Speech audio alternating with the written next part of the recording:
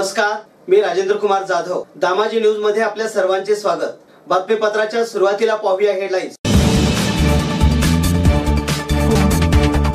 म्हैसाळचे पाणी तलावात सोडण्यासाठी चौथ्या दिवशी आंदोलन सुरूच. आंदोलनामुळे प्रशासनावर दबाव वाढल्याने कार्यकारी अभियंता आले भेटीला. गळफास घेऊन विवाहितीची आत्महत्या. सोलापूर जिल्ह्यातील 7,000 गुन्हेगारांची यादी तयार. जिल्हा पोलीस प्रमुख मनोज पाटील यांची माहिती. 16 लाखांची फसवणूक करून टोळी मुकादमाचा उभारा. शाळा परिसरात तंबाखूजन्य पदार्थ विक्री. 54 जणांवर कारवाई. 10,800 रुपयाचा दंड वसूल. आणि खिलाडी ग्रुपच्या वतीने 2.0 चे जल्लोषात स्वागत. सोलापुरात अक्षय कुमारच्या बॅनरला दुधाने अभिषेक. आता पाहूया सविस्तर बातमीपत्र. शिरनांदगे येथील तलावात म्हैसाळ योजनेचे पाणी सोडावे या मागणीसाठी चौथ्या दिवशी आंदोलनकर्ते ठाम असून आंदोलन पाणी आल्याशिवाय माघार नाही असा पवित्रा घेतल्याने प्रशासनावर दबाव वाढत असून गुरुवारी म्हैसाळ योजनेचे कार्यकारी अभियंता विजय पाटील व मंगळवेढ्याचे तहसीलदार आप्पासाहेब समिंदर यांनी भेट देऊन आंदोलनकर्ते जिल्हा परिषद सदस्य शैला गोडसे यांच्याशी प्रत्यक्ष चर्चा केली. सध्या कडाक्याचे थंडीचे दिवस असतानाही एक महिला जिल्हा परिषद सदस्य शैला गोडसे या आपल्या कार्यकर्त्यासह तलावात आंदोलनास बसल्याने त्यांना परिसरातील शेतकऱ्यांकडून व नागरिकांकडून दिवसेंदिवस पाठिंबा वाढत आहे. आतापर्यंत राजकीय क्षेत्रातील कुठल्याही व्यक्तीचे या तलावाकडे लक्ष केंद्रित झाले नव्हते. मात्र एका महिला जिल्हा परिषद सदस्याने चक्क तलावात ठाण मांडून भविष्यात येणाऱ्या विधानसभेच्या तोंडावर ठिय्या आंदोलन सुरू केल्याने सर्व राजकीय लोकांचे या पाणी प्रश्नाकडे लक्ष लागून राहिले आहे. शैला गोडसे या मोहोळ तालुक्यातील जिल्हा परिषद सदस्य असताना तालुका ओलांडून त्या मंगळवेढा तालुक्यातील पाणी प्रश्न हाती घेऊन जीवाचे रान करीत असल्याने आश्चर्य म्हणावे लागेल. गुरुवारी आंदोलनाचा चौथा दिवस होता. म्हैसाळ योजनेचे कार्यकारी अभियंता विजय पाटील व तहसीलदार आप्पासाहेब समिंदर यांनी आंदोलनकर्त्या शैला गोडसे यांच्याशी पाणी विषयावर चर्चा केली. घोलेश्वर नाल्यामध्ये पाणी सोडल्यानंतर ओढ्यात असणाऱ्या झाडाझुडपांमुळे शिरनांदगी तलावात पाणी येण्यास वेळ लागणार असल्याने यावेळी सांगण्यात आले. शेतकऱ्यांनी झाडी झुडपे काढण्याची आवश्यकता असून नाला स्वच्छ केल्यानंतर पाणी लवकर येण्यास मदत होईल अशी यावेळी चर्चा करण्यात आली. केवळ नाल्यातील साफसफाईवरच चर्चा करून कार्यकारी अभियंते निघून गेल्याने पाणी सोडण्याबाबत कुठलाही ठोस निर्णय झाला नाही. त्यामुळे उपस्थित शेतकरी संतप्त झाले. दरम्यान तलावात पाणी आल्याशिवाय मी उठणार नसल्याची ठाम भूमिका जिल्हा परिषद सदस्य शैला गोडसे यांनी माध्यमांशी बोलताना सांगितले. मोहोळ तालुक्यातील टाकळी सिकंदर येथील 30 वर्षीय विवाहितेने राहत्या घरी साडीच्या साह्याने गळफास घेऊन आत्महत्या केली. लक्ष्मी दिलीप विभूते असे मयत विवाहितेचे नाव आहे. ही घटना 29 नोव्हेंबर रोजी पहाटे 4 वाजता घडली. या घटनेची नोंद मोहोळ पोलिसात करण्यात आली आहे. टाकळी सिकंदर येथील लक्ष्मी आणि दिलीप विभूते हे बहुरूप समाजाचे आहेत. 28 नोव्हेंबर रोजी रात्री जेवण करून लक्ष्मी विभूते घरात झोपली होती. आळंदीला फोटो विक्रीसाठी जायचे असल्याने दिलीप विभूते आवराआवर करून झोपला होता. त्यानंतर पहाटे 4 वाजता त्याची पत्नी लक्ष्मीने घरातील लोखंडी अँगलला साडीच्या साह्याने गळफास घेतला. त्यामुळे तिचा जागीच मृत्यू झाला. त्याने घाबरून तिचे प्रेत सोडून खाली झोपवले. त्यानंतर मोहोळ पोलिसात खबर दिली. पोलिसांनी घटनास्थळी धाव घेतली. मृतदेह मोहोळच्या शासकीय दवाखान्यात पाठवून दिला. परंतु लक्ष्मीच्या माहेरच्या लोकांनी तिचा खून झाला असल्याचा आरोप केला आहे. त्यामुळे तिचा मृत्यू कशामुळे झाला हे पोस्टमॉर्टम रिपोर्ट नंतर समोर येणार आहे. सोलापूर जिल्ह्यात 2011 नंतर 2 पेक्षा अधिक गुन्हे केलेल्या 7,000 गुन्हेगारांची यादी तयार केली आहे. त्यांनी आता कोणताही गुन्हा केल्यास त्यांच्यावर गंभीर कारवाई केली जाईल असा इशारा पोलीस अधीक्षक मनोज पाटील यांनी पत्रकार परिषदेत दिली. शरीराविषयी वाळू चोरी यासह इतर गंभीर गुन्हे केलेल्याची यादी तयार करण्यासाठी पोलीस अधीक्षक कार्यालयात पथक नियुक्त केले होते. त्यांनी जिल्ह्यातील 87 गुन्हेगार टोळ्या शोधल्या असून त्याच्यावर तडीपार, स्थानबंद, मोका कायद्याअंतर्गत कारवाई केली जाणार आहे. याबाबत सर्व गुन्हेगारांना माहिती देण्यासाठी पोलीस ठाणे पातळीवर शिबिरे घेण्यात आले असे पाटील यांनी सांगितले. सरकारकडून पोलिसांना तपासाकरता निधी देण्याचा महत्त्वाचा निर्णय घेण्यात आल्याचे त्यांनी सांगितले. त्या प्रसंगी स्थानिक गुन्हे शाखेचे पोलीस निरीक्षक अरुण सावंत उपस्थित होते. पाटील म्हणाले की आम्ही जिल्ह्यातील रेकॉर्डवरील सर्व गुन्हेगारांशी संवाद साधला आहे. आजपर्यंत त्यांच्यावर कोणत्या स्वरूपाचे गुन्हे दाखल आहेत हे त्यांना सांगितलेले आहे। यापुढे गुन्हा दाखल झाल्यास पोलिसांकडून कोणत्याही प्रकारची कारवाई होईल हे समजावून सांगितलं आहे। या प्रयत्नामुळे जिल्ह्यातील गुन्हेगारीवर नियंत्रण येणार आहे। आता घेऊयात एक छोटीशी विश्रांती। तुझा आवाज खूप गोड आहे, सतत ऐकत राहावंसं वाटतं। अशी काय जादू आहे ग माझ्या आवाजात? तुझा आवाज ऐकल्यानंतर माझा दिवस छान जातो आणि माहिती बघून पोट भरतं ना, त्याप्रमाणे तुझा आवाज ऐकल्यावर माझंही मन भरतं। हरपून गेले मन हे माझे, कळता न कळता तुझ्यात कसे। ओढे गोड लागे जीवाला, ध्यास हा भास छैतो। Mauli Mauli Mauli, I love you so so so so so much. I love you, I love you, I love you. आपल्यासाठी एक गुड न्यूज आहे, लग्न करशील माझ्याशी? हो, मी तर एका पायावर तयार आहे। मग शुभमंगल मिलन कधी? 31 डिसेंबरला, त्या दिवशी ना माझं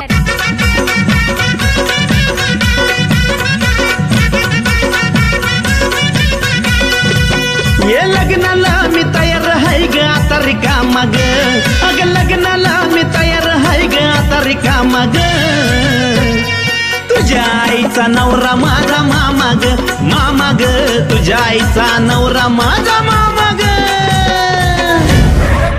जिंदाबाद बजरंग बाय जिंदाबाद। आम्ही दिवाळी आणि रंगपंचमी एकदाच साजरी करतो। आता तुम्हाला मी दाखवतो दादागिरी, गुंडागिरी आणि दुनियादारी।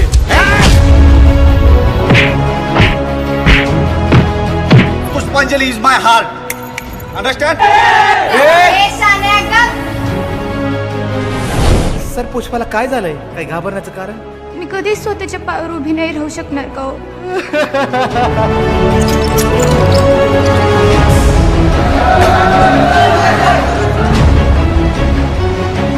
ती माझी नाही ना, मग कोणाचीच?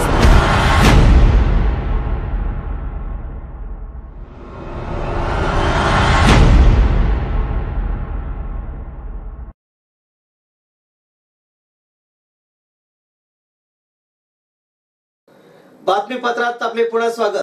लोकनेते बाबुराव पाटील ॲग्रो इंडस्ट्रीज अणगर या कारखान्याने लागणारे ऊस तोड मजूर पुरवण्याबाबत करार करून व ठरलेली रक्कम 16,05,000 रुपये रक्कम RTGS द्वारे घेऊनही ठरलेले मजूर न पुरविता केवळ 14 मजूर 1 महिना काम करून मुकादमाने न सांगता टोळी घेऊन पळून गेला। त्यामुळे 16 लाख रुपयांची फसवणूक केल्याचा गुन्हा मोहोळ पोलिसात दाखल करण्यात आला आहे। दिनांक 30 मार्च ते 5 नोव्हेंबर 2018 या कालावधीमध्ये विष्णू गोविंद राठोड राहणार मोगरा, आनंदगाव, तालुका माजलगाव, जिल्हा बीड यांनी या वार्षिक गळीत हंगामासाठी लोकनेते बाबुराव पाटील ॲग्रो इंडस्ट्रीज तालुका मोहोळ या कारखान्यास लागणारे ऊस तोड मजूर असे 25 कामगार पुरवण्याबाबत करारनामा केला होता। त्या करारनाम्याप्रमाणे केवळ 14 कामगार 1 महिन्यासाठी ऊस तोडीला पाठवले, मात्र राहिलेले कामगार पाठवण्याबाबत फिर्यादीने वारंवार मुकादम राठोड यांच्याकडे चौकशी केली। त्यांनी त्यावेळी पाठवणार असल्याचं सांगितलं व ते न पाठवता दिनांक 20 नोव्हेंबर रोजी काम चालू असताना अचानक घेऊन तेथून पळ काढला व 16,05,000 रुपयाची फसवणूक केल्याची फिर्याद सुरेखा अतुल खत्याळ मोहोळ यांनी पोलिसात दिले असून अधिक तपास मोहोळ पोलीस करीत आहेत। पोलिसांनी कोटपा कायद्याचे उल्लंघन करणाऱ्यावर गुरुवारी दंडात्मक कारवाई केली। जवळपास 10,800 रुपयाचा दंड वसूल केला। सार्वजनिक ठिकाणी, शाळा महाविद्यालय परिसरात तंबाखूजन्य पदार्थ विक्री व सार्वजनिक ठिकाणी धूम्रपान करणाऱ्या 54 जणांवर कारवाई करण्यात आली आहे। सांगोला पोलीस ठाण्याचे पोलीस निरीक्षक राजकुमार केंद्रे यांच्या मार्गदर्शनाखाली वाहतूक शाखेचे कर्मचारी व पोलिसांनी कोटपा 2003 कायद्यान्वये गुरुवार दिनांक 29 नोव्हेंबर रोजी धडक कारवाई मोहीम हाती घेण्यात आली। या अंतर्गत पोलिसांनी शाळा महाविद्यालय परिसरात तंबाखूजन्य पदार्थाची विक्री व सार्वजनिक ठिकाणी धूम्रपान करून कोटपा कायद्याचे उल्लंघन करणाऱ्या 54 जणांवर दंडात्मक कारवाई केली असून जवळपास 10,800 रुपयाचा दंड वसूल केला आहे। सिगारेट व अन्य तंबाखूजन्य उत्पादने बंदी कायद्यानुसार सार्वजनिक ठिकाणी, शैक्षणिक संस्था, सरकारी कार्यालय परिसरात खुलेआम सिगारेट सेवन करणं, अवैध सिगारेट तंबाखूजन्य पदार्थाची विक्री करणं हा गुन्हा आहे। तरी देखील नियमांचे सर्रास उल्लंघन करीत धूम्रपान करणाऱ्यावर सांगोला पोलिसांनी कोटपा कायद्याअंतर्गत कारवाई केली। या कारवाईबाबत नागरिकांकडून पोलिसांचं कौतुक केलं जात आहे। खिलाडी कुमार अक्षय कुमार यांचा बहुचर्चित आणि बहुप्रतीक्षित 2.0 हा चित्रपट सर्वत्र प्रदर्शित झाला. याचे सोलापुरातील खिलाडी ग्रुप व खिलाडी फॅन्स क्लबच्या वतीने चित्रपटगृहासमोर हलगी वाजवून जल्लोषात स्वागत करण्यात आले. चित्रपटाच्या प्रदर्शनासाठी सकाळपासूनच सोलापुरात चित्रपटगृहामध्ये अनेक ठिकाणी अक्षय प्रेमींचा जल्लोष पाहायला मिळाला. अनेक फॅन्सने या चित्रपट पाहण्यासाठी प्रचंड गर्दी केली. 2.0 हा चित्रपट सोलापुरातील अनेक चित्रपटगृहात लागला असून अक्षय कुमार यांचे 15 फुटाचे कटआउट येथे लावण्यात आले. तसेच क्रेन लावून 500 किलोचा हार घालून चित्रपटगृहाची सजावट देखील करण्यात आली. चित्रपटगृहाबाहेर अक्षय प्रेमी ढोल ताशे वाजवत पारंपरिक वेशभूषेत नृत्य करत चित्रपट प्रदर्शित झाल्याचा आनंद साजरा केला. यश शंकर दिग्दर्शित 2.0 या चित्रपटाच्या प्रदर्शनाचा दिवस अखेर उजाडला. सर्वत्र थलैवाच्यास नावाची चर्चा सुरू झाल्याचं पाहायला मिळाले. चित्रपटाच्या निमित्तानं मुख्य भूमिकेत असणाऱ्या रजनीकांत आणि खलनायकी भूमिकेत असणारा अक्षय कुमार यांच्या अभिनयाची जुगलबंदी पाहण्याची संधी प्रेक्षकांना मिळाली. चित्रपटाच्या पहिल्या शो पासून चित्रपटगृहाबाहेर चाहत्यांची मोठी गर्दी केल्याचे पाहायला मिळाले. खिलाडी कुमारची खलनायकी भूमिका असणाऱ्या या चित्रपटातून अभिनेत्री एली औराम ही सुद्धा झळकली. त्यामुळे स्टारकास्ट तंत्रज्ञानाचा वापर आणि बजेट अशा सर्वच गोष्टीचा सुरेख घडी 2.0च्या निमित्तानं पाहायला मिळत आहे. पुन्हा एक नजर हेडलाईन्सवर.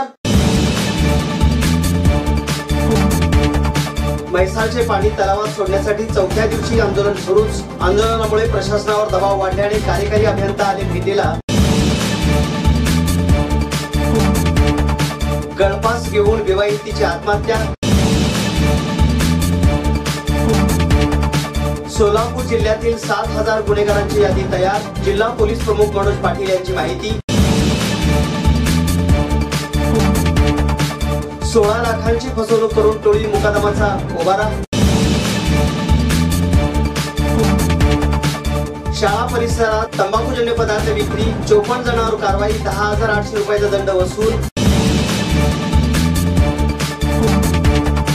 आणि खिलाडी ग्रुपच्या वतीने 2.0चे जल्लोषात स्वागत. सोलापुरात अक्षय कुमारच्या बॅनरला दुधाने अभिषेक. हे होतं आजचं बातमीपत्र. पुन्हा भेटू एका नवीन बातमीपत्रासोबत. नमस्कार.